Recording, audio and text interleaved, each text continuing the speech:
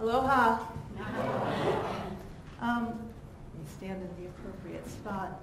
I am the last speaker in the group on active learning in the classroom.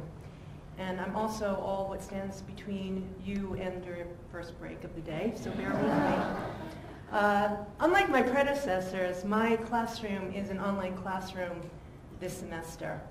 And I am choosing to talk to you today about the foreign trained lawyer, or the LLM in the title of my presentation. And I'm doing this for a few reasons. First, they seem to be a growing number of LLMs in our courses these days, and they are supplementing our revenue stream in a way our anemic JD application pool cannot. So I expect them to be around for a while, and I expect them to grow in number. Second, the foreign trained lawyer presents unique challenges for the legal instructors.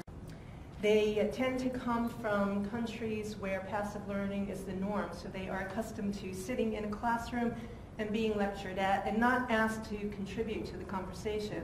So they are very reluctant to speak up in our classes.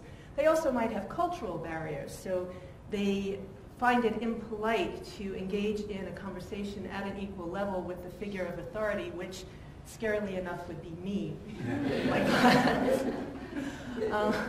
And there are also language problems. So most of them have passed an English proficiency exam, but it's much different to actually engage in a conversation in a classroom with your peers in a language you're barely grasping at an institute of higher education in a law school. It creates a lot of stress. It creates a lot of stress for our JD students. You can imagine, I think you can appreciate what that would feel like to a foreign trained lawyer. The third reason I'm choosing to focus on the LLMs is because I think the online environment could help break down some of these barriers for them. And the fourth reason is because my course this semester was heavily enrolled with LLM students.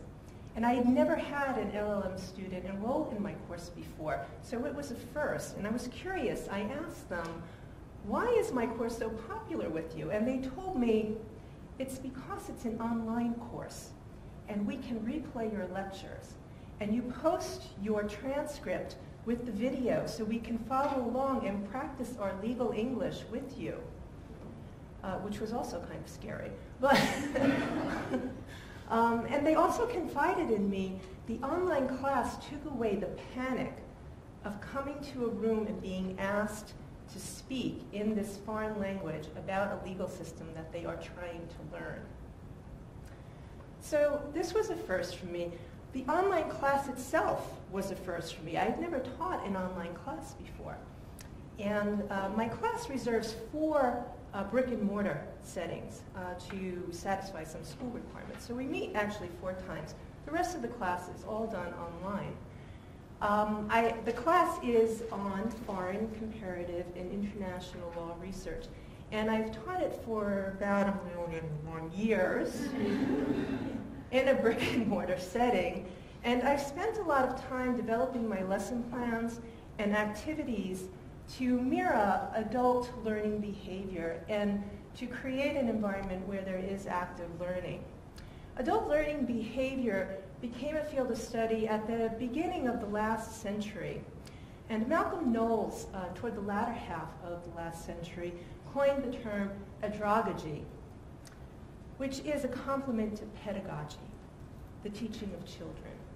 So in his theory, I'm displaying the 6 maxims of his theory on the slide. The teaching of adults is different than the teaching of children. And they want to be self-directed, they want to be autonomous, and it has to have meaning for adults to retain the information. So my challenge was to take my repertoire of activities and lesson plans and transfer it into an online environment so that it would be an active learning center.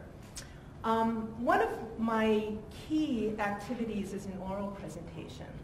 So after about 4 weeks of instruction on how to research in a foreign law system and understand how the laws get applied in that system, the students are asked to come to class for a 20-minute presentation that they do on a foreign legal system of their choice, on a legal topic of their choice.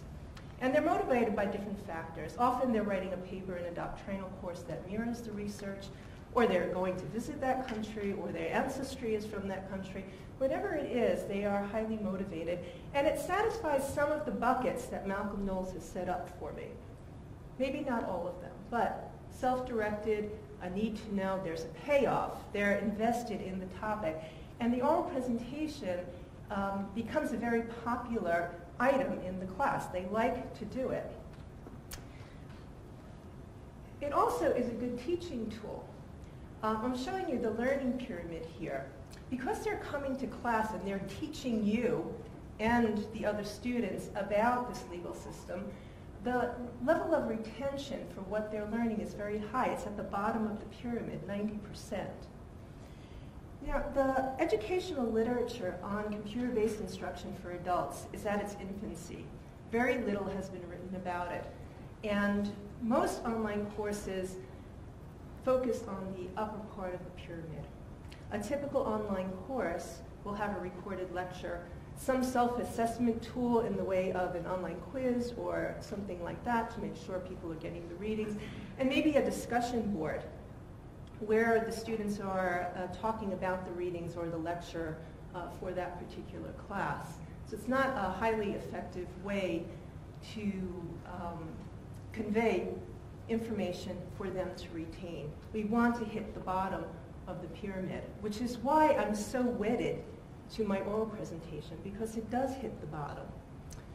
So how do I transfer my oral presentation from my bricks and mortar class into my online class? Well, I did reserve those 4 classes, and I was going to use 2 of them for oral presentations.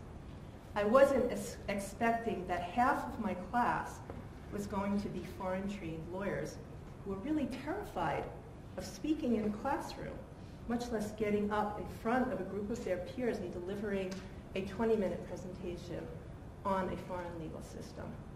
And I wanted to be sensitive to them. I wanted them to have a good experience in my class and not be stressed by it. And I also wanted to tap into their rich knowledge. Remember, my class is about foreign law research, and here I have lawyers from other countries. How can I tap into them? So what did I do? I married the JD student with my LLM student.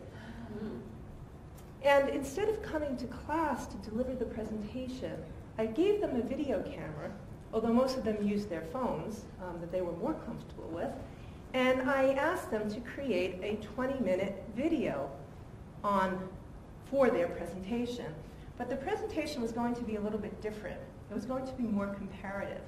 I would allow them to use the LLM's home country, let's say it was Germany, and they were going to choose a topic within the law, say civil procedure, and they were going to produce a comparative presentation.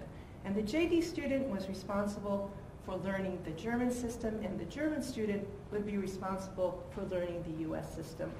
And this way they integrated themselves with each other. And it solved another problem I haven't talked about, the integration of the foreign-trained lawyer into the JD curriculum to have a good and full and rich experience. And it was very popular. We posted the video to the iDrive site, or the Google Drive site for the class. All of the students in the class were required to watch the videos and come to the bricks and mortar session with a question for each presenter. It resulted in a much more robust discussion. The fear of speaking for the foreign-trained lawyer was diminished because they could do a video that could be retaken until they were happy with it. They could prepare a script, and that fear left. And it also did for our JD students because they are equally stressed about teaching in class. So in summary, what I would like to say is let's not forget about active learning. If we are moving to a more online environment, it's not just about lecture and online quizzes. There are a lot of other activities. And we can hand the technology back to the students who are, after all, probably much more comfortable using that video camera than I. So thank you for your time.